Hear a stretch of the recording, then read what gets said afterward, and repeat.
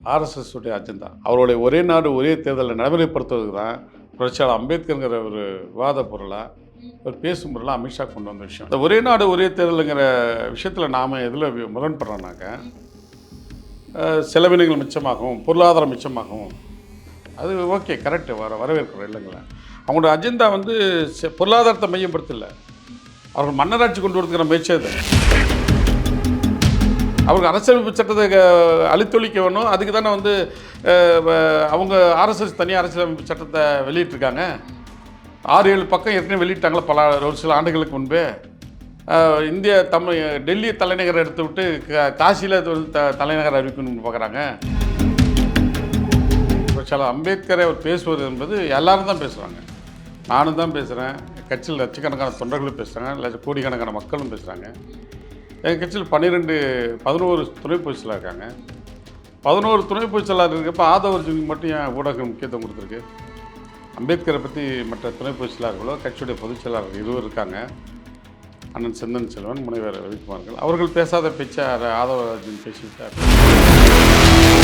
நிகழ்ச்சி நடக்கிற டிசம்பர் 6ஆம் தேதி காலையில் இவர்கிட்ட தொலைபேசியில் தொடர்பு கொண்டு அவர் லைனுக்கு வர்றாரு. அதாவது தம்பி ஆதவர்ஜுன் தலைவருடைய தொடர்பு கொள்கிறாரு. அப்போ தலைவர் சொல்கிறாரு, நீ கலந்துங்க, தப்பே இல்லை, இல்லைனா நீ இந்தமாரி இவ்வளோ அறிக்கை விரிவாக்கமாக கொடுத்துருக்கீங்க, அதில் சில வருத்தங்கள் அதெல்லாம் ஒன்றும் இல்லை, நீங்கள் இப்போ கலந்துங்க.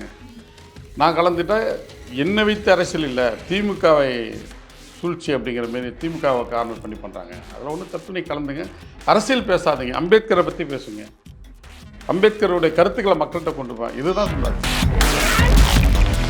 தலித் அல்லாதவர்கள் விசிகாவில் ஒரு சிலர் தான் வருவாங்க, 10% அல்லது 15% வருவாங்க. அவள் எடுத்தம் கவிழ்த்தம் என்று ஒரு முடிவெடுக்க மாட்டாங்க. அந்த அடிப்படையில் தான் வந்து சஸ்பெண்ட் கொடுக்குறாங்க. சஸ்பெண்ட் நடவடிக்கை ஆளாகாமல் யாருமே இல்லாமல் இல்லையே, நிறைய பேர் நடவடிக்கை. இப்போ நானே தான் சஸ்பெண்ட் ஆகியிருந்தேன், மாவட்ட செயலாளர் இருந்தப்போ சஸ்பெண்ட் ஆகியிருந்தேன், நடவடிக்கை எடுத்தாங்க. எனக்கு 6 மாதம் தான் எடுத்தாங்க, அமைதியாக இருந்தோம்ல. எம்ஜிஆரும் விஜய் ஒன்றுங்களா? அதுக்கு லாரன்ஸே நிறைய ஹெல்ப் பண்ணுறாரு, அவரே தலைவர் ஆகிட்டு போகலாமே. யூடியூப்பில் ஸ்க்ரீனில் உள்ள பாலான்னு ஒரு தம்பி நிறைய ஹெல்ப் பண்ணுறாரு, விஜய் என்ன ஹெல்ப் பண்ணுறாரு மக்களுக்கு? குறைந்த விலை நிறைந்த தரம், தங்கள் தேவைகள் அனைத்தும் ஒரே இடத்தில். ஜெயச்சந்திரன். இந்த குளிர்கால கூட்டத்தொடர் தொடங்கின முதல் நாள்ல இருந்தே எதிர்க்கட்சியினர் வைக்கக்கூடிய ஒரு கோரிக்கை ஒரே நாடு ஒரே தேர்தல் தான். ஆனா அது எல்லாமே இப்ப அப்படியே மறைக்கப்பட்டு இன்னைக்கு எல்லாருமே அம்பேத்கரை கையில் எடுக்கிறதுக்கான நோக்கம் என்ன? இதுதாங்க வந்து ஆர்எஸ்எஸ் உடைய அஜெண்டா. ஒரு கோடு போடுறோம், சின்ன கோடு இருக்குது, அது பக்கத்தில் பெரிய கோடு போட அந்த சின்ன கோடு என்னாகும்? மறையுமா இல்லையா? அவருடைய ஒரே நாடு ஒரே தேர்தலை நடைமுறைப்படுத்துவதுக்கு தான் புரட்சியாளர் அம்பேத்கருங்கிற ஒரு விவாத பொருளாக ஒரு பேசும் பொருளாக அமித்ஷா கொண்டு வந்த விஷயம், என்னுடைய பார்வையிலேருந்து சொல்கிறேன். ஆக ஒரே நாடு ஒரே தேர்தல் என்பது 1968 காலத்தில் இருந்தது, அப்பொழுது இருந்தது, காங்கிரஸ் ஆட்சி காலத்தில் இருந்தது. அப்பொழுது தான் பிஜேபி ஆட்சி வரல. 1970களில் ஏதோ ஒரு மாநிலத்தில் ஆட்சி கலையுது. அப்போ என்ன பண்ணால் ஒரு குழப்பமாக இருக்குங்கிறதுனால தான் அந்தந்த மாநிலத்திற்கான தேர்தலை அப்போ அதில் வந்து 70க்கு பிறகு தான் மாநில பாராளுமன்ற தேர்தல் தனி, சட்டமன்ற தேர்தல் தனி, உள்ளாட்சி மன்ற தேர்தல் தனின்னு ஒரு வேலை திட்டத்தை வந்து இந்திய அரசு அறிவிப்பிச்சாங்க. அதன் மாதிரி தொடர்ந்து நடந்துகிட்ருக்கு. இந்த ஒரே நாடு ஒரே தேர்தலுங்கிற விஷயத்தில் நாம் எதில் முரண்படுறோம்னாக்க செலவினங்கள் மிச்சமாகவும் பொருளாதாரம் மிச்சமாகவும் அது ஓகே கரெக்டு வரவேற்கிறோம் இல்லைங்களா. அவங்களோட அஜெண்டா வந்து பொருளாதாரத்தை மையப்படுத்தலை, அவர்கள் மன்னராட்சி கொண்டு வரதுக்கிற முயற்சி அது, அதை யாரும் மறுக்க முடியாது. ஒரே நாடு ஒரே தேர்தல் வந்தால் அடுத்த கட்டமாக பார்த்தீங்கன்னா மன்னராட்சி கொண்டு வரதுன வாய்ப்பு இருக்குது. இப்போ ஒரே நாடு ஒரே தேர்தல் பொருளாதார செலவு ஏகப்பட்ட செலவாகுது அப்படிங்கிறாங்க. சட்டமன்ற தேர்தல் கர்நாடகாவில் நடைபெற்றது, அதற்கு முன்பு தமிழ்நாட்டில் நடைபெற்றது. தமிழ்நாட்டில் தேர்தல் ஆணையம் எவ்வளோ வரசூல் காட்டுச்சு? தேர்தல் ஆணையம் அதே கர்நாடகாவில் எவ்வளோ காட்டுச்சு? 550 கோடி 600 கோடிக்குள்ளே தான் காட்டினாங்க. இப்போ அங்கே இருக்கிற 224 தொகுதிக்கு 500-600 கோடி கட்டுறப்ப 234 தொகுதிக்கு 600-650 கோடி தான் செலவு கணக்கெடுப்பேன். நான் ஓரளவு சொல்கிறேன். அப்போ ஒரு குடிமகனுடைய வாக்காளருடைய செலவு, வாக்களிப்பதற்கான தேர்தல் ஆணையம் பண்ணுற செலவு, இங்கே 6.25 கோடி மக்கள் வாக்காளர் தமிழ்நாட்டில் இருக்காங்க. அங்கே பெங்களூர் கனடாவில் வந்து 5 கோடி மக்கள் இருக்காங்க, 4 சில்லியமாக இருக்காங்க. இப்போ அதெல்லாம் கணக்கில் எடுத்து பார்த்தா ஒரு வாக்காளருக்கு 90லேருந்து 100 ரூபாய்க்குள்ளே தான் செலவாகுது. இதெல்லாமே வேட்பாளர் தனி செலவு பண்ணுவாங்க, அந்த கட்சி தனி செலவு பண்ணுவாங்க. ஆனால் அந்த மாநிலத்திலேருந்து மத்திய அரசுக்கு போகிற வரி எவ்வளவு? அல்ல ஒவ்வொரு ஸ்டேட்டு மாநிலமும் வந்து பட்ஜெட் தாக்கல் பண்ணுறது எவ்வளோ வருது? இப்போ தமிழ்நாட்டை கணக்கு எடுத்துக்கிட்டா குறைந்தபட்சம் 4 லட்சம் கோடி இல்லை 5 லட்சம் 4 டு 5 லட்சம் கோடி பட்ஜெட் தாக்கல் பண்ணுறாங்க. அதாவது கர்நாடகாவில் பார்த்தீங்கன்னா 2.5 லட்சம் கோடி 3 லட்சம் டு 4 லட்சம் கோடி கணக்கு கட்டுவோம். அது பட்ஜெட் தாக்கல் பண்ணுறாங்க திட்டங்கள். இப்போ அதை கணக்கு பார்க்குறப்ப பார்த்தீங்கன்னாக்கா ஒரு ஒட்டுமொத்த அளவில் பார்த்தீங்கன்னா ஒரு ஸ்டேட்டுக்கு 500லேருந்து 400 கோடியிலேருந்து 500 கோடி கணக்கு தான் யூனியன் பிரதேசம் சேர்த்திங்கன்னா ஒரு வருஷத்துக்கு 10,000 டு 15,000 கோடி தான் செலவாகும். 10,000 டு 15,000 கோடி தான் செலவாகும். அப்போ நாட்டுடைய பட்ஜெட் பார்த்தீங்கன்னா 40லேருந்து 50 லட்சம் கோடி கணக்கு பட்ஜெட் தாக்கல் பண்ணுவாங்க. அப்போ இது ஒரு 500 கோடி பெருசா? அப்போ மக்களுடைய சௌகரியம் பெருசமா? மக்களுடைய பிரச்சனைகள் முக்கியமா? ஒரு தேர்தல் வந்து சட்டமன்ற தேர்தல், நாடாளுமன்ற தேர்தல், சட்டமன்ற தேர்தல், உள்ளாட்சி மன்ற தேர்தல் 3 தான் தேர்தல் கட்டமைப்பில் நம்ம மக்கள் சந்திக்கிறாங்க. அப்போ ஒவ்வொரு தேர்தல் 2 ஆண்டுகளுக்கு 3 ஆண்டுகள் இடைவெளி இருக்குது. அப்போ அந்த தேர்தல் சந்திக்கிறப்ப தான் அரசியல்வாதிகள் வந்து மக்கள் சந்திக்க முடியுது, அமைச்சர்கள் சந்திக்க முடியும், ஆட்சியாளர்கள் சந்திக்க முடியும். இப்போ முதலமைச்சர் தமிழ்நாட்டில் உதாரணத்துக்கு இப்போ வந்து மாதத்துக்கு 4 நாள் 5 நாள் தமிழ்நாட்டு சுற்றுப்பயணம் பண்ணுறாரு. மக்களுடைய கஷ்டங்கள், மக்களுடைய மனநிலை அறிந்து தெரிஞ்சுக்கிறாரு. ஒரே நாடு ஒரே தேசம்னாக்க 5 வருடம், இப்போ 2029 அவங்க கால்குலேஷன் பண்ணுறோம்னு வச்சுக்கோங்க, அடுத்து வந்து 34 தான். இந்த 5 ஆண்டு காலம் ஃபஸ்ட்டு 6 மாதம் மக்களை சந்திப்பாங்க, கடைசி 6 மாதம் மக்களை சந்திப்பாங்க. நடுவில் இருக்கிற 4 வருஷம் பற்றி மக்களை மக்களுக்கு அவங்க தொடர்பு துண்டிக்கிறது வேலை தான். அப்போ ஒரே நாடு ஒரே தேர்தல் என்பது பொருளாதார அளவுகோல் இல்லை. அவர் சொல்கிறது இப்போ வாதத்துக்கு அது சொல்கிறாரு, அது ஒரு பெரிய அளவுகோல் இல்லை. அவர்களுடைய செயல் திட்டம் வெவ்வேறு செயல் அகண்ட பாரதம், மிகப்பெரிய ஒரு மன்னராட்சி, இந்த மாதிரியான செயல் திட்டத்தை கொண்டு வருவதற்கான ஒரு மாதிரி தான் இந்த ஒரே நாடு ஒரே தேர்தல். ஆக புரட்சியாளர் அம்பேத்கர் வகுத்த அரசியலமைப்பு சட்டத்தை தகர்ப்பதற்கான முயற்சி தான் அந்த ஒரே நாடு ஒரே தேர்தல். அப்போ 3 தேர்தலை சந்திக்கிறப்ப உள்ளாட்சி மன்ற தேர்தலை சந்திச்சிங்கன்னா மக்களுடைய கிராமத்தில் அடிப்படை வசதிகள் பேசப்படும். சட்டமன்ற உறுப்பினர்கள் மாநிலத்தில் உரிமைகள் சட்டமன்றத்தில் பேசப்படும். இப்போ மாநிலம் தாண்டி அனைத்து பிரச்சனைகளுக்கும் நாடாளுமன்றத்தில் சட்டத்தை இயற்ற முடியும். இப்போ உதாரணத்துக்கு ஒரே நாடு ஒரே தேர்தலுக்கு மாநில அரசு உடனே கண்டன தீர்மானத்தை நிறைவேற்றி மாநில அரசு மத்திய அரசுக்கு அனுப்பி வைக்கிறாங்க. இப்போ அந்த மாநில அரசுடைய உரிமைகளை பறிக்கிறதுக்கான வேலை தான் ஒரே நாடு ஒரே தேர்தல். இது அரசியலமைப்பு சட்டத்தை சீர்குலைக்கிற முயற்சி தான் எடுக்கிறாங்க. இது மக்கள்கிட்ட எடுபடாது. மக்கள் கடுமையான அதற்கான எதிர்வினை ஆற்றுவதற்கு மக்கள் தயாராகிருக்காங்க. இது அதே போல் அதோடைய கருத்து கணிப்பு தவறு. பேப்பரில் விளம்பரம் கொடுத்துட்டு அது பாஸ் பண்ண முயற்சி பண்ண தப்பு இல்லை. அது மக்கள்கிட்ட கருத்து கேட்கணும்ல. மீத்தேன் ஈத்தேன் திட்டம் வருது, கிராமத்தில் போய் கேட்கறதில்ல, ஒரு அரங்க கூட்டத்தில் போய் முடிவெடுக்க அறிவிக்கிறாங்க. மத்திய அரசு ஒரே நாடு ஒரே தேர்தல் முடிவெடுத்துட்டு ஒரு குழு அறிவிச்சிருக்காங்க. முன்னாள் ஜனாதிபதி ராம்நாத் கோவிந்த் தலைமையில். அப்போ எந்த மக்களை சந்தித்து அவங்க வந்து கொண்டு வந்திருக்காங்க? மக்கள்கிட்ட கருத்து கேட்காமலேயே பேப்பர் செய்தியை வைத்து விட்டு ஒரு சட்டத்தை நிறைவேற்ற முயற்சி எடுப்பது அப்பட்டமான அரசியலமைப்பு சட்டத்துக்கு எதிரானது. இன்னும் சொல்ல வேண்டுமென்றால் பிஜேபி பிரதமர் மோடி அவர்கள் அவர் இத்தனை ஆண்டு காலத்தில் இப்போ சமீபத்தில் 2022 ஒரு குறிப்பில் வந்திருக்கு ஒரு அறிக்கையில் கிட்டத்தட்ட 7,000 கோடி ரூபாய் வந்து விளம்பரத்தையும் செலவு பண்ணியிருக்கு அரசு. 7,000 கோடி ரூபாய். அவர் வெளிநாடு சுற்று பண்ணது அது பல ஆயிரம் கோடி ரூபாய். இதெல்லாம் இங்கேருந்து வருது? அதில் விரயம் இல்லைங்களா? அது பேப்பர் விளம்பரமும் அரசுடைய திட்டங்களை விளம்பரம் பண்ணுறதற்கு 10,000 கோடிகள் செலவு பண்ணுறாங்க. அதே நோட்டுகள் அச்சடிப்பதற்கு 2,000 ரூபாய் நோட்டை திரும்ப போகிறதுக்கு அதுக்கு பல ஆயிரம் கோடி அச்சடிச்சிருக்காங்க. பொருளாதாரம் எங்கெங்கே விரயமாகுது? பெரிய பெரிய கார்ப்பரேட்டுகளுக்கு தள்ளுபடி பண்ணியிருக்காங்க, அப்பாவிகள் நெருக்கடி கொடுக்குறாங்க. இதெல்லாம் பார்த்திங்கன்னா ஒரு மிகப்பெரிய ஒரு செயல் திட்டமும் ஒரு சதி வேலை தான் நான் பார்க்குறேன். புரட்சியாளர் அம்பேத்கர் வகுத்து வந்த சட்டத்தையும் ஜனநாயகத்தையும் புதகுழியில் போடுவதற்கான முயற்சி தான் ஒரே நாடு ஒரே தேர்தல். அப்படி சொல்லுகிற மோடி அரசு ஒரே ஊர் ஒரே கோவில் ஒரே குளம் கொண்டு வருவாங்களா? ஊர் தண்ணி சேரி தண்ணி இருக்குது, பெரிய குளம் சின்ன குளம் இருக்குது கிராமத்தில், பெரிய தெரு ஊர் சேரிக்கு இருக்குது, ஒரே சுடுகாடு கொண்டு வர முடியுமா? இந்த 4க்கும் பிஜேபி அசைன்மெண்ட்டுக்கு அறிவிக்க சொல்லுங்களேன். ஒரே சுடுகாடு அறிவிக்க தயார். ஒரே ஊர் ஒரே சேரி இல்லை, ஊர் இல்லை, ஒரே ஊர், அனைவரும் ஒரே குளத்தில் தண்ணி குடிக்கலாம், ஒரே குளத்தில் நீராடலாம். பொதுப்பாதையில் இன்னமும் நடக்க முடியல. விடுதலை படத்தில் அதானே வருது கதையும், விடுதலை படத்தில் தான் வருது. அது அது அது அது ஒரு கருத்தியலான விஷயம் தானே அது. இப்போ இதையெல்லாம் பேசாதவங்க பேப்பர் செய்தி அறிக்கை விளம்பரத்தை கொடுத்துட்டு நடைமுறைப்படுத்துவது மிக மக்கள் விரோத ஆட்சி தான் மோடி அரசு. இந்த ஒரே நாடு ஒரே தேர்தலை மறைக்கிறதுக்காக கூட அம்பேத்கர் அவர்கள் பேசி மடைமாற்றம் செய்து இப்படி திருப்பி கொண்டு இருக்கலாம் அப்படின்னு நீங்க சொன்னீங்கல்ல. அப்ப அவங்க அப்படி பண்றாங்க ஒருவேளை அப்படின்னா, அப்ப எதிர்கட்சியினரும் டைவர்ட் ஆகி அம்பேத்கரை பத்தி தானே பேச ஆரம்பிச்சிருக்காங்க. ஒரே நாடு ஒரே தேர்தல் அங்க பேசாத மாதிரி தானே இருக்கு. அதுக்குதான் இப்போ குழு போட்டிருக்காங்களா? 33 பேரும் 35 பேர் கொண்ட குழு போட்டிருக்காங்க. அது ஆய்வுக்குழு. நாடாளுமன்ற மக்களவை மாநிலங்களவை உறுப்பினர்களையும் போட்டிருக்காங்க. அந்த அந்த குழு அடுத்த கட்ட செயல் திட்டத்தை நடைமுறைப்படுத்துவாங்க. ஆக நான் முன்பு சொன்னது போல ஒன்றை மறைப்பதற்கு இன்னொன்னை கொண்டு வருது அஜெண்டா. எதிர்க்கட்சியினர் கேட்கிறேன். எதிர்க்கட்சிகள் அதான் இப்போ இதுதான், அதாவது மடைமாற்ற வேலை தானே பிஜேபியோட சூழ்ச்சி. அவருக்கு அரசியலமைப்பு சட்டத்தை அழித்தொழிக்க வேணும். அதுக்கு தானே வந்து அவங்க ஆர்எஸ்எஸ் தனியாக அரசியலமைப்பு சட்டத்தை வெளியிட்டிருக்காங்க. 6-7 பக்கம் ஏற்கனவே வெளியிட்டாங்களா பல ஒரு சில ஆண்டுகளுக்கு முன்பே. இந்திய டெல்லி தலைநகரை எடுத்து விட்டு காசியில் தலைநகர் அறிவிக்கணும்னு பார்க்குறாங்க. அப்படி பார்த்தா புரட்சியாளர் அம்பேத்கர் பேர சொன்னதுனால தானே வந்து ராமர் கோயில் கட்டணத்தில் ஜெயிச்சிருக்காரு. ராமர் கோயில் நம்பி நின்றவர் தோந்துட்டாரு. 5 லட்சம் வாக்கு வித்தியாசம் ஜெயிச்சிருக்காருல புரட்சியாளர் அம்பேத்கர். அங்கேயே அம்பேத்கர் நிற்கிறாரா இல்லையா? அங்கே அம்பேத்கர் வெற்றி பெற்றிருக்காரா இல்லையா? ஏன் ராமர் கோயில் தோல்வி அடைஞ்சிருக்கு? இதுதான் மக்களை படிக்கணுங்கிறது. இவங்களை மக்களை படிக்காமலே யாரோ ஒரு பின்புல ஒரு ஆர்எஸ்எஸ் போன்ற அமைப்புகள் கொடுக்க செயல் திட்டத்தை நடைமுறைப்படுத்துவது மிகப்பெரிய பின்னடைவு, தோல்வி, பெரிய வெகுண்டு பெரிய போராட்டம், மக்கள் புரட்சி தான் நடக்குது இல்லை. அம்பேத்கர் உடைய பெயரை சமீப காலங்களில் அதிகமாக பயன்படுத்துறது ஒரு ஒரு ஃபேஷனாகவே மாறிடுச்சு அப்படின்னு. அம்பேத்கருடைய மடியில் அவர் சிலை பாதத்தில் வணங்கி ஆட்சிக்கு வந்தவர் யார்?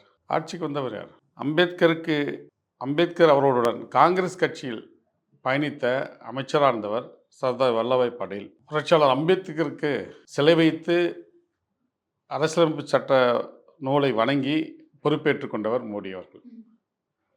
ஆனால் காங்கிரஸ் கட்சியில் இருந்தவருக்கு ஏன் படேலுக்கு சிலை வைத்தார்கள்? அதிலே ஒரு முரண்பாடு இருக்குல்ல. ஏனென்றால் அப்பொழுதே அந்த காலத்திலேயே அவர் அரசியலமைப்பு சட்டத்தை உருவாக்கிய காங்கிரஸ் ஆட்சி காலத்திலே அதிலும் சில அப்பொழுது இருந்த காங்கிரஸில் இருந்த தலைவர்கள் ஒரு சிலர் ஆர்எஸ்எஸ்வாதிகள் இருந்திருக்கிறார்கள் என்பதற்கு அடையாளம்தான் பட்டேல். ஆக புரட்சியாளர் அம்பேத்கரை வைத்து அரசியல் செய்ய வேண்டிய அவசியம் இல்லை. புரட்சியாளர் அம்பேத்கர் ஒரு அடையாளம் தான், அனைவருக்குமான அடையாளம். அவர்கள் அமித்ஷா, பிஜேபி அம்பேத்கர் இல்லை என்றால் இன்று நான் அந்த இடத்துக்கு வந்திருக்க முடியாது என்று சொன்னவர் மோடி தான். இப்போ எப்படி மாற்றி சொல்கிறாருன்னு ஆச்சரியமாக இருக்குது. பிஜேபிக்கு தெரியாத அவருடைய நோக்கம் வேறு காரணம். அது காலப்போக்கில் மக்கள் புரிந்து கொள்வார்கள். அதற்கு சில வேலை திட்டங்கள் தான் இப்பொழுது நடத்தி கொண்டிருக்கிறார்கள். அதுக்காக நடந்து முடிந்த கூட்டத்தொடரில் அதுக்கான செயல் திட்டத்தையும் அறிவித்திருக்கிறார்கள். இதெல்லாம் அம்பேத்கருக்கு அரசியலமைப்பு சட்டத்துக்கே எதிரான செயல். அதை எதிர்க்க வேண்டியதும் இப்பொழுது ராகுல் காந்தி தலைமையில் இருக்கிற காங்கிரஸும் அப்பொழுது ஜவஹர்லால் நேரு தலைமையில் இருந்த காங்கிரஸுக்கும் நிறைய வேறுபாடு இருக்குது. இப்போ இருக்கிற ராகுல் காந்தி அப்பொழுதே இருந்திருந்தால் இது விடை கிடைத்திருக்கும். அதான் என்னுடைய பார்வையில் இருந்து. ஓகே, அப்போ காங்கிரஸையும் வந்து நம்ம பிரித்து பார்க்கலாம். ஏன்னா அம்பேத்கர் அவர்களை ஜவஹர்லால் நேரு காலத்தில் இவங்க எப்படியெல்லாம் ட்ரீட் பண்ணாங்க அப்படிங்கிறத கோடிட்டு தான் பேசுகிறாங்க. அப்போ நம்ம அதில் வேறுபாடு பார்க்கலாமா? உண்மைதான். நேரு அவர்கள் இருந்த பீரியடில் அம்பேத்கர் எப்படி இருந்தார், ராகுல் காந்தி இருந்த பீரியடில் அம்பேத்கரை எப்படியெல்லாம் பார்க்குறாங்க அப்படின்னு. அது உண்மைதான், நான் மறுக்க முடியாதுல்ல. பல உதாரணங்கள் இருக்குது. நேரு அவர்கள் ஏன் வந்து நேற்று நடந்த அந்த போராட்டத்தில் ராகுல் காந்தி தள்ளிவிட்டார் என்று பிரச்சாரம் செய்தார்கள். கொஞ்சம் அசந்திருந்தால் காந்தி சிலையாக இருக்கிற காந்தி வந்து தள்ளிட்டார்னு சொல்லிருப்பாங்க பிஜேபி. அங்கிருந்த காயம்பட்டவர்கள் என்று சொல்கிறவர்கள் பிஜேபிக்காரர்கள். ஆக முரண்பாடு இருக்கதான், யாருக்கும் முரண்பாடு இல்லாமல். முரண்பாடு இல்லை என்றால் அது இன்னும் சொல்லணும், முரண்பாடு இருந்தால்தான் அது அரசியல். முரண்பாடு எல்லா கட்சியிலும் தான் முரண்பாடு இருக்குது. காங்கிரஸ்குள்ளேயும் முரண்பாடு இருக்குது, பிஜேபிக்குள்ளேயும் முரண்பாடு இருக்குது, திமுகக்குள்ளும் முரண்பாடு இருக்குது, விசிகாக்குள்ளும் முரண்பாடு இருக்குது. அனைத்து கட்சியும் முரண்பாடு. ஆனால் அது அனைத்து முரண்பாடும் நட்பு முரண்பாடாக இருக்கணும். ஆனால் நேரு காலத்தில் இந்த நெருக்கடி என்பது மிகப்பெரிய ஒரு, அப்போது பிஜேபி கட்சி என்பதில்லை, சங்கம் ஆர்எஸ்எஸ்.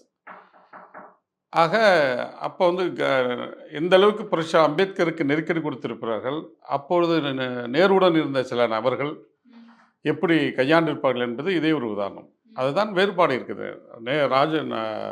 ஜவஹர்லால் நேருக்கும் ராகுலுக்கும் உள்ள வேறுபாடு, நிறைய வேறுபாடு இருக்குது. இப்போ அம்பேத்கரை தூக்கி பிடிக்கிறார், ஏற்றுக்கிறார், தலைவராக ஏற்றுக்கொண்டிருக்கிறார். அது மாற்றுக்கிறது. இன்னொரு விஷயம், அம்பேத்கர் அவர்களை பற்றி யாராவது ஏதாவது பேசுனாங்க அப்படின்னா முதல்ல வந்து குரல் கொடுக்கிற விசிகாவினர். ஆதவர்ஜுனா அவர்கள் மேடையில் பேசும்போது மட்டும் ஏன் அதை தவறு அப்படின்னு சுட்டி காட்டுறாங்க. ஒருவேளை கூட்டணி கட்சியை பற்றி பேசினதுனால தான் இங்கே சிக்கல் வந்துருச்சு. இல்லை, அதில் நிறைய வருத்தங்கள் இருக்குது, முரண்பாடுகள் இருக்குது. அவர் பேசிய பேச்சுகளில் எனக்கு ஒரு சில அம்பேத்கர் இல்லை அவர்கள் அதான் சொல்ல சொன்ன வரேன். அதிகார பகிர்வுன்னு அவர் பேசுறாரு, தவறு இல்லை, இல்லையே. கடைசி மனிதனுக்கும் ஜனநாயகம், எளிய மக்களுக்கும் அதிகாரம் என்பது விடுதலை சிறுத்தைகளுடைய கோட்பாடு. நிச்சயமா அதுதான் அவரும் தேர்தல் பாதைக்கு வந்த காலத்தில் கொண்ட கொள்கையில் உறுதியாக இருப்போம், கொள்கை சிதையாமல் யுத்தியை மாற்றுவோம். அது மக்கள் தலைவர் மூப்பனார் தேர்தல் பாதைக்கு விசிகாவை அரவணைத்தார். தலைவர் கரம் கோத்து கரம் தூக்கி அறிவிப்பு செய்தார் கொள்கை பிரகடனமாக. உங்களது கொள்கையில் நான் உடன்படுகிறேன், நமது கூட்டணி ஆட்சிக்கு வந்தால் ஆட்சியில் பங்கு அதிகாரத்தில் பங்கு தருகிறேன் என்று மூப்பனார் சொன்னார். ஆமா ஆமா கடைசி மனிதனுக்கும் ஜனநாயகம், எளிய மக்களுக்கு அதிகாரத்திற்காக நான் இருக்கிறேன் என்று அறைகோல் விடுத்தார். ம். ஆக தம்பி ஆதவர்ஜுன் பேசியதில் முரண்பாடு என்று சொல்ல முடியாது. அவருடைய செயல்பாடில் சில சிக்கல் இருக்கிறது. புரட்சியாளர் அம்பேத்கரை அவர் பேசுவது என்பது எல்லாரும் தான் பேசுகிறாங்க. நானும் தான் பேசுகிறேன், கட்சியில் லட்சக்கணக்கான தொண்டர்களும் பேசுகிறாங்க, கோடிக்கணக்கான மக்களும் பேசுகிறாங்க. எங்கள் கட்சியில் 11 துணை பொதுச் செயலாளர் இருக்காங்க. 11 துணை பொதுச் செயலாளர் இருக்கப்போ ஆதவர்ஜுனுக்கு மட்டும் ஏன் ஊடகம் முக்கியத்துவம் கொடுத்துருக்கு? அம்பேத்கரை பற்றி மற்ற துணை பொதுச் செயலாளர்களோ கட்சியுடைய பொதுச் செயலாளர் இருவர் இருக்காங்க. அண்ணன் செந்தன் செல்வன், முனைவர் ரவிக்குமார்கள். அவர்கள் பேசாத பேச்சை ஆதவர்ஜுன் பேசிவிட்டார். ஏன் அப்போது கொடுக்காத முக்கியத்துவம் ஏன் இப்போ ஆதவர்ஜுனுக்கு ஊடகங்கள் வெளியே கொண்டு வருகிறது? இவங்கெல்லாம் கூட்டணிக்காரங்க மனசு நோகாம லேசா மேம்போக்கா பேசுறாங்க, இவர் மட்டும்தான் கூட்டணியில இருந்தாலும் ரொம்ப ஸ்ட்ராங்கா வலுவா பேசுறாரு அப்படின்ற ஒரு விமர்சனம் இருக்கே. கட்சியோட தலைவர் யார்? திருமாவளவன் அவர்கள். எழுச்சி தமிழர். ம். இப்பொழுது தம்பி எதிர்ப்பு காட்டுகிற அம்பேத்கரியமாக இருக்கட்டும், அல்லது மன்னராட்சியாக இருக்கட்டும், அல்லது அரசியலாக இருக்கட்டும், 16, 19, 21 3 தேர்தல் வியூக அமைப்பாளராக அவர் இல்லை, பிகே தான் இருந்தார், பிரசாந்த் கிஷோர் தான் இருந்தார். அவர்கிட்ட அதில் ஒரு நபராக தான் தம்பி ஆதவர்ஜுன் இருந்தாப்புல. அது ஊடகங்கள் திரித்து பேசுகிறாங்க. பிரசாந்த் கிஷோரை கூட்டிட்டு வந்தது இவர் தான். அதில் ஒர்க் பண்ணார். அதில் ஒரு one of the working partner தான். இங்க ஷேர் ஹோல்டர் இல்லை, அவர் தமிழ்நாட்டுக்கு ஷேர் ஹோல்டர் இல்லை, ஷேர் ஹோல்டருக்கு ஒர்க்கிங் பார்ட்னர் தமிழ்நாட்டுக்கு பேசுறாரு. பிகேவை அழைச்சிட்டு வந்ததுல இவருக்கு பங்கு இல்லையா? இல்லை, அதில் அவரோட சேர்ந்து தான் ஒர்க் பண்ணியிருக்காரு தவிர, பட் ஹெட் இவர் இல்லை. தலைவர், அதுக்கான வியூக அமைப்பாளர் தலைவர் ஆதவர்ஜுன் இல்லை, பிகே தான். தலைவர் கிடையாது சார், ஆனா கூட்டிட்டு வந்தது இவர் தானே. கூட்டிட்டு வந்தாங்க. இவர் கூட தானே வராங்க. இல்லை கூட்டிகிட்டு வந்தாக்கா எப்படி அவர் ஏன் வெளியில் ஸ்க்ரீனில் வந்து ஆதவர்ஜுன் வெளியே தெரியல? அப்போ பிகேன்னு பிரசாந்த் கிஷோர் பேசினப்ப ஏன் ஆதவர்ஜுன் தான் வியூக அமைப்பாளர் வெளியே தெரியல? மாற்று கட்சிகள் தெரியல, கூட்டணி கட்சிகள் தெரியல. பிகேக்கு இருக்க ஃபேஸ் வேல்யூன்னு ஒன்று இருக்குல்ல சார். ஆமாம், அப்போ பிகே இருக்க ஃபேஸ்வலியும் ஆதவர்ஜுன் இல்லை. இப்போ ஃபேஸ்வல் எங்கே கூடுச்சு, எங்கே வந்த பிறகு கூடுது, எங்கே வந்த பிறகு பேசப்படுது. அப்போ அதுலேருந்து நீங்கள் பார்க்கணும். அப்போ அவர் ஏன் அங்கேருந்து இங்கே வந்தார் விசிகாவுக்கு? இதெல்லாம் ஆய்வு பண்ணணும். எடுத்தம் கவித்தம்னு எங்கள் தலைவர் எந்த முடிவும் எடுக்க மாட்டார். அப்போ அவருடைய பேச்சில் எனக்கு ஒரு சில தகவல்கள் உடன்பாடு இருக்குது, முரண்பாடு இருக்குது. உடன்பாடு என்பது எங்களுடைய கட்சி கொள்கையை பேசியது. முரண்பாடு என்பது மன்னர் மேலே இப்போ கிராமம் சொல்லுவாங்க பெரியண்ணன் மனப்பான்மை அப்படின்னு. எடுத்தம்னு டக்குன்னு நான் ஒவ்வொரு அங்குலம் அங்குலமாக தான் விசிகா வளரணும் எங்கள் தலைவர் வழி நடத்திட்டு இருக்காரு, கட்சியை வளர்க்குறாரு. இவர் 11 துணை பொதுச் செயலாளர், இவர் துணை பொதுச் செயலாளர். இப்போ அவர்கள் விடுகிற அறிக்கையோ, அவர்கள் கொடுக்குற செய்தியாளர் சந்திப்போ, அவர்கள் எடுத்திருக்கிற மற்ற துணை பொதுச் செயலாளர் போராட்டங்களோ வெகுவாக மக்கள் மத்தியில் பேசாமல் ஒரு பின்னணி, எல்லாத்துக்கும் ஒரு பின்னணி இருக்குது. அவர் எங்கேருந்து வந்தார், எப்படி வந்தார், யாருடைய பின்பலம், அவர் எல்லாம் இப்போ ஒன்றும் நிராதபணியாக இருக்கிறங்கிறாரு. அது அவர் எடுத்திருக்க முடிவுன்னு சொன்னார். அதில் ஒன்றும் மாற்று கருத்து இல்லை. ஆனால் ஏன் அவரை மட்டும் முக்கியத்துவம் வந்து வருது? ஏன் பேசும் பொருளாக இருக்குது? ஏன் எங்கள் முனைவர் ரவிக்குமார் பேசாத ஒடுக்கப்பட்ட மக்கள் பிரச்சனையை பற்றியா வேறு யார் இருக்கா? அண்ணன் செந்தன் செல்வனை சந்திக்காத போராட்டங்கள் எங்கே இருக்குது? என் கட்சியில் 10 துணை பொதுச் செயலாளர் எல்லாம் அனைவரும் எல்லாம் போராட்ட காலத்தில் நிற்கிறவங்க தான். அவங்களுடைய ஒவ்வொருத்தருக்கும் ஒரு ஸ்டைல் இருக்குது. இப்போ இவர் மட்டும் பேசுகிறாருன்னா எதனால் அங்கேருந்து இப்போ 3 தேர்தல் அங்கே வியூக அமைப்பாளரில் அதில் பிகேட் ஒர்க் பண்ணவர். அப்போ தெரியாதுங்களா மன்னராட்சி, வாரிசு அரசியல், அல்லது வந்து அவருக்கு அப்போல்லாம் எங்கே போச்சு அந்த பார்வை? இப்போ ஏன் திடீர்னு பேசுகிறாரு? அவர் ஏதோ ஒரு செயல் திட்டம். நிகழ்ச்சி நடக்கிற டிசம்பர் 6ஆம் தேதி காலையில் இவர்கிட்ட தொலைபேசியில் தொடர்பு கொண்டு அவர் லைனுக்கு வர்றாரு. அதாவது தம்பி ஆதவர்ஜுன் தலைவருடைய தொடர்பு கொள்கிறாரு. அப்போ தலைவர் சொல்கிறாரு, நீ கலந்துங்க, தப்பே இல்லை, இல்லைனா நீ இந்தமாரி இவ்வளோ அறிக்கை விரிவாக்கமாக கொடுத்துருக்கீங்க, அதில் சில வருத்தங்கள், அதெல்லாம் ஒன்றும் இல்லை, நீங்கள் இப்போ கலந்துங்க. நான் கலந்துட்டா என்னை வைத்து அரசியல் இல்லை, திமுகவை சூழ்ச்சி அப்படிங்கிற மாரி திமுகவை கார்னர் பண்ணி பண்ணுறாங்க. அதில் ஒன்றும் தப்பு, நீ கலந்துங்க. அரசியல் பேசாதீங்க, அம்பேத்கரை பற்றி பேசுங்க. அம்பேத்கருடைய கருத்துக்களை மக்கள்கிட்ட கொண்டு போ, இதுதான் சொன்னார். இந்த வழிகாட்டுதல் வந்து ஸ்டெப் பை ஸ்டெப்பாக தலைவர் வழிகாட்டுதல் கொடுத்துருக்காரு. அதுக்கு முன்னாடி 3-4 ட்வீட் போட்டிருக்காரு. செய்தியாளர் வந்து இன்டர்வியூ கொடுத்தாரு. அதையும் கூப்பிட்டு நேரடியாகவும் கூப்பிட்டு பேசினார்.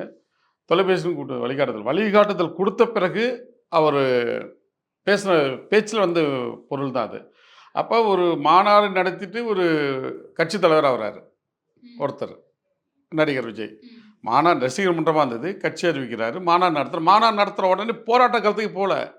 ரசிகர் மன்ற தொண்டர்களை வைத்து ரசிகர்களை வைத்து மாநாடு நடத்துகிறாரு. அவருடைய வைத்திருக்கிற அவர் நடத்துகிற நூல் வெளியீட்டில் அவர் பெறுறாரு. நூல் வெளியீட்டு அதுலேயும் முரண்பாடு இருக்குங்களே. நூல் வெளியீட்டு விழாவிலேயே யார்கிட்ட தேதி முதல்ல ஒப்புதல் வாங்கினீங்க? யாரெல்லாம் அழைப்புதல் கொடுத்தீங்க? யாரெல்லாம் உடன்படலை? ஏன் ரிவைஸ் ஆனாங்க? முதல்வராக இருக்கட்டும், ராகுல் காந்தியாக இருக்கட்டும், எல்லாருமே வரலங்கிறப்ப அப்போ தலைவர் எழுச்சி தமிழர் தானே ஃபஸ்ட் வாங்கினீங்க. அப்புறம் அவரை வைத்து வச்சு நடத்திருக்க வேண்டியதானே? ஏன் விஜயை கொண்டு அதில் திணிக்கிறாங்க? அது விகடன் திணிச்சதாக இருக்கட்டும், தம்பி ஆதவர் திணிச்சதாக இருக்கட்டும். அப்போ ஒரு இப்போ ஒரு எக்ஸ்பீரியன்ஸ் இருக்குல்ல, 35 ஆண்டு கால உழைப்பு இருக்குல்ல தலைவர் எழுச்சி தமிழருக்கு, 40 ஆண்டு கால பொது வாழ்க்கை இருக்குல்ல, தேர்தல் பாதை 25 ஆண்டு கால தேர்தல் பாதை இருக்குல்ல, கிட்ட 13 தேர்தல் சந்திச்சிருக்காருல்ல. இத்தனை ஆண்டு கால வரலாறு விசிக வரலாறுல எத்தனையோ பேரை கட்சியிலிருந்து நீக்கம் செய்திருப்பாங்க, இடைநீக்கம் செய்திருப்பாங்க, அவங்களா கட்சியிலிருந்து வெளியேறி இருப்பாங்க. அந்த அளவுக்கு பெருசா எதையும் பேசப்படாத ஊடகங்களா இருக்கட்டும், நம்மளா இருக்கட்டும், எல்லாருமே இதை பத்தி பேசணும் அப்படின்னா இவர் தலித் அல்லாத ஒரு தலைவர் அப்படிங்கிறதுக்காகவா, இல்ல அவருடைய அஜெண்டா நீங்க சொன்ன மாதிரி அவருடைய செயல் திட்டம், இல்ல அவருடைய பேச்சு, இது எல்லாமேவா? ஒரு கட்சி தலைமையோ அல்லது ஆட்சி நிர்வாகமோ அல்லது அரசு துறையோ அல்லது தனியார் துறையோ நடவடிக்கைன்னு ஒருத்தர் மேலே எடுத்தால் சஸ்பென்சஸ் போடுவாங்க. அதில் 2 விதம் இருக்கும். விசாரித்து நடவடிக்கை எடுக்கிறது, நடவடிக்கை எடுத்துட்டு விசாரிக்கிறது, 2 விதமாக கையாளுவாங்க. அப்போ ஒரு நடவடிக்கை எடுத்துறாரு, சஸ்பெண்டு தான், டிஸ்மிஸ் இல்லை. சஸ்பெண்ட்னாக்க கட்சியுடைய விதிமுறைக்கு மீறி தலைமை வழிகாட்டுதலை மீறி ஒரு முறைப்படி டிஸ்மிஸ் பண்ணணும். அந்த இடத்துல ஒரு சலுகையும் ஒரு சிறப்பு கவனமும் தலித் அல்லாதவர்கள் விசிகாவில் ஒரு சிலர் தான் வருவாங்க. 10% அல்லது 15% வருவாங்க. அவளை எடுத்தம் கவிழ்த்தம் என்று ஒரு முடிவெடுக்க மாட்டாங்க. அந்த அடிப்படையில் தான் வந்து சஸ்பெண்ட் கொடுக்குறாங்க. சஸ்பெண்ட் நடவடிக்கை ஆளாகாம யாருமே இல்லாமல் இல்லையா, நிறைய பேர் நடவடிக்கை. இப்போ நானே தான் சஸ்பெண்ட் ஆகியிருந்தேன், மாவட்ட செயலாளர் இருந்தப்போ சஸ்பெண்ட் ஆகியிருந்தேன். நடவடிக்கை எடுத்தாங்க, எனக்கு 6 மாதம் தான் எடுத்தாங்க. அமைதியாக இருந்தோம்ல, விசாரணை குழு இருக்குது, ஒழுங்கு நடவடிக்கை குழு இருக்குது, அங்கே போய் ஆஜராகணும்ல, அதில் போய் விளக்கம் கொடுக்கணும்ல. இது சஸ்பெண்ட் ஆன உடனே எதிர்வினையாற்றுறாரு. எதிர்வினைன்னு உடனே ஒரு அறிக்கை வெளியிடுறாரு, நான் என்னுடைய நிலைப்பாட்டில் சரியாக இருப்பேன். அது ஒரு சிஸ்டமேட்டிக் உள்ள கட்டுப்படாமல் ஒரு கட்டுப்பாட்டில் இருக்கணும். அது அடிமைத்தனம் இல்லை, அமைதி இருக்கும், அமைதி காக்கணும். பொறுமையும் சகிப்புத்தன்மையும் வேணும். எங்கள் தலைவர் தெளிவாக சொல்லிட்டார். பொறுமையும் சகிப்புத்தன்மையும் அது பல அரங்க கூட்டத்திலையோ அல்லது வந்து கட்சி நிர்வாகிகள் சந்திப்பிலையோ, செயற்குழு, பொதுக்குழு, உயர்மட்ட குழு, தனிநபராக சந்திக்கிறோமோ சரி, தலைமை பண்புக்கு வரணும்னாக்கா சகிப்புத்தன்மை, பொறுமையும் சகிப்புத்தன்மை இருக்கணும். இது வந்து 2 தானே தலைமை பண்புக்கு வர முடியும். ஆனால் அவருடைய தலைவர் அவர் வைத்து உச்சம் உயரத்துக்கு அழகு பார்த்தார், அதை பயன்படுத்த தவறிட்டான் தான் என்னுடைய வருத்தம். விஜய் பேச ஒரு வார்த்தை விட்டார், நீங்கள் கவனிச்சிருப்பீங்கன்னு நினைக்கிறேன். வருகின்ற நாட்களில் நம்முடன் இருப்பார், அவரே முடிவு எடுக்கிறார். அது எப்படி? எங்கள் கட்சி எங்கள் தலைவர், அவரோட இருப்பேன்னு இவரே முடிவு எடுக்கிறார். எங்கள் தலைவர் தானே முடிவெடுக்கணும். அது அவர் அதே வந்து அவர் எப்படி எடுத்துக்கிறாரு? எங்கள் கட்சி அவரோட இருக்கணும், அவரே எப்படி தீர்மானம்? அப்போ அது ஒரு இப்போ விசிக்காக ஒரு அரசியல் கட்சி தேர்தல் பாதைக்கு வந்தாரா? விசிகா நம்மளோட வரும் அப்படிங்கிற எண்ணத்தோட தேர்தல் பாதைக்கு வந்திருக்காரா, இல்லை அரசியல் கட்சி துவங்கியிருக்காரா? போராட்ட களங்கிறது வேறங்க, திரைப்படத்துறை, நடிகர் அந்த துறை என்பது வேற. ஸ்க்ரீனில் வர்றதுக்கும் ஃபீல்டுக்கு வர்றதுக்கும் நிறைய வேறுபாடு. ஃபீல்டுக்கு இன்னும் வரவே இல்லை. அவர் பொலிட்டிக்கலாக நான் இப்போ பிரிகேஜனே சேரல. ஒரே ஒரு மாநாடு நடத்திருக்காரு. மாநாடு நடத்துறதுல எல்லாருமே வந்து ஓட்டு போடுற வயது உள்ளவர்களா, வாக்காளர்களா? எந்த ஸ்டேஜ்ல இருக்காரு விஜய் அவர்கள் இப்போ அரசியல்ல? களத்துக்கு வந்தாலும் தெரியும், நடிக்க தானே போயிருக்காரு. கடைசி படத்துக்கு நடிக்க போயிருக்காரு. களத்துக்கு ஓட்டுங்க. சில தம்பிகள் பேசுகிறாங்க வீரவசனமாக, களத்துக்கு வந்தால் தெரியும். தலித் அம்பேத்கர் படத்தை வைத்து, பெரியார் படத்தை வைத்து, அனைத்து போராட்ட தலைவர் படத்தை வைத்து அரசியல் மேடையில் அடையாளப்படுத்திருக்காரு. அந்த ஸ்க்ரீன் யார் எழுதி கொடுத்தாங்க, ஸ்கிரிப்டு யார் எழுதி கொடுத்தான்னு அவருக்கு தான் தெரியும். ஃபீல்டுக்கு வந்தால் தெரியும். மக்களை படிக்கணுங்க. மக்களை படித்தனால தான் எங்கள் தலைவர் தொடர்ந்து தலைவராக இருக்கிறார். தொடர்ந்து அங்கனும் விசிக வளர்ந்துட்டுருக்கு. இன்னும் அவர் மக்களை படிக்கலை. மக்களை படிக்கணும். மக்களை படிக்கிறப்ப அதோடைய எதிர்ப்பையாக சூப்பர் ஸ்டார் எவ்வளோ எத்தனை தடவை சொன்னார், என்னென்ன பண்ணார், கடைசியில் அறிவிச்சுட்டு யாருவே சொன்னார். நடிகர் சிவாஜி கணேசன் என்னாச்சு அரசியலில், விஜயகாந்த் எவ்வளோ பெரிய கரிஸ்மாட் லீடராக சுயமாக வந்தார், எங்கே போனார், திடீர்னு ஏன் சரிவு வந்தது. இப்போ அவங்க எல்லாத்துக்கும் ஒரு உதாரணம். நடிகர்கள் எல்லாம் ஆட்சி ஆண்டவன். எம்ஜிஆரும் விஜய் ஒன்றுங்களா? அதுக்கு லாரன்ஸே நிறைய ஹெல்ப் பண்ணிட்டு பண்ணுறாரு. அவரே தலைவர் ஆகிட்டு போகலாமே. யூடியூப்பில் ஸ்க்ரீனில் உள்ள பாலான்னு ஒரு தம்பி நிறைய ஹெல்ப் பண்ணுறாரு. விஜய் என்ன ஹெல்ப் பண்ணிருக்காரு மக்கள்கிட்ட? மக்களுக்கு என்ன, மக்களோட வரிப்பணத்தை வரிப்பணத்தை சம்பாதிக்கிறது, கோடி கணக்கில் சம்பளம் வாங்குறவர் மக்களை படிக்காமல் எப்படி? இப்போ திமுகவை எதிர்க்கிற விஜய் அவர்களும் இருக்கட்டும், அது எக்ஸாரோ யாராக இருக்கட்டும், ஏன் ஏடிஎம்கே அதில் கருத்து சொல்லலை? ஏன் திமுக மட்டும் டார்கெட் பண்ணுமா? அதிமுக திராவிட அரசியல் தானே, ஏன் அதிமுக பற்றி பேசலை? ஏன் இப்போ வந்து அமித்ஷா பற்றி லேட் அறிக்கை விடுறாரு, செய்தி தெரியாதுங்களா? கூட இருக்க அட்வைசர் அது உடனே சொல்கிறது இல்லைங்களா? வேங்கவேலை பற்றி இப்போ பேசுகிறாரு. வேங்கவேல் சம்பவம் நடந்த 2 வருஷமாக எங்கே இருந்தார்? எந்த நாட்டை தீவில் இருந்தார்? ஏன் போயிருக்கலாம்ல உடனே? அதாவது வேணும். அதாவது தனிநபர் தாக்குதலும் ஒரு தனிநபர் சாதாரண விஷயம் இல்லைங்க. ஒரு தலைவர் கலைஞரை பற்றி நான் வக்காலத்து வாங்கலை, வக்காலத்து வாங்க பேசுவாங்க, அது பற்றி எனக்கு கவலை இல்லை. அவர் கடந்து வந்த பாதையும் எம்ஜிஆர் கடந்து வந்த பாதையும் ஜெயலலிதா அம்மையார் சந்தித்த இழிபுல நெருக்கடியை விட எங்கள் தலைவர் எழுச்சி தமிழ் சந்திக்காத அவமான அவப்பழியை விட விஜய் சந்திச்சிருப்பார். அதான் பொலிட்டிக்கல் என்ன ப்ரீகேஜிங்க, என்ன ஸ்கூல்லே இப்போ தான் சேர்ந்துருக்காரு. இன்னும் முதல் கிளாஸே இன்னும் ஓப்பன் பண்ணல. ஓப்பன் பண்ண பிறகு தானே ஸ்டூடெண்ட் டீச்சர்ஸ் கேட்குற கொஸ்டின் பதில் சொல்லணும், படிக்கணும்ல. படிப்பு என்பது டிகிரி முக்கியம் இல்லை, மக்களை படிக்கணும். மக்களோட கலந்தாதான் நீங்கள் தலைவராக முடியும். இன்னும் மக்கள்கிட்ட அவர் கலக்கவே இல்லை. ரசிகர்கள் கலந்தா மட்டும் தலைவராக முடியாது. குறைந்த விலை, நிறைந்த தரம், தங்கள் தேவைகள் அனைத்தும் ஒரே இடத்தில். ஜெயச்சந்திரன்.